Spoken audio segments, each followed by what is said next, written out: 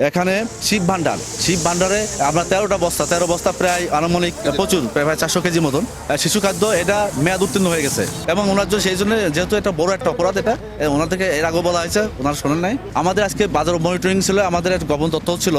আমরা বড় বাজারে গিয়েছিলাম, এখানে যশোর বড় বাজার আমরা যেটা পেয়েছি এখানে শিব ভান্ডারে আমরা 13 বস্তা প্রায় আনুমানিক কত মন হবে এটা প্রায় অনেক আপনারা দেখছেন এখানে অনেক মানে প্রচুর প্রায় 400 কেজি মতন শিশু খাদ্য এটা মেয়াদ উত্তীর্ণ হয়ে গেছে।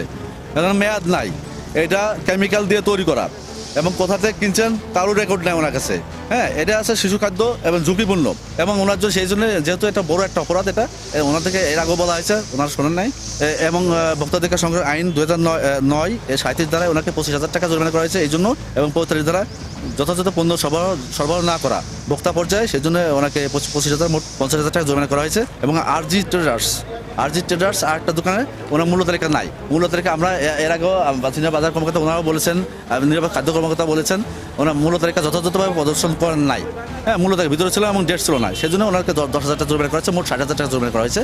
এবং আমাদের অভিযান এরকম অভিযান অব্যাহত থাকবে।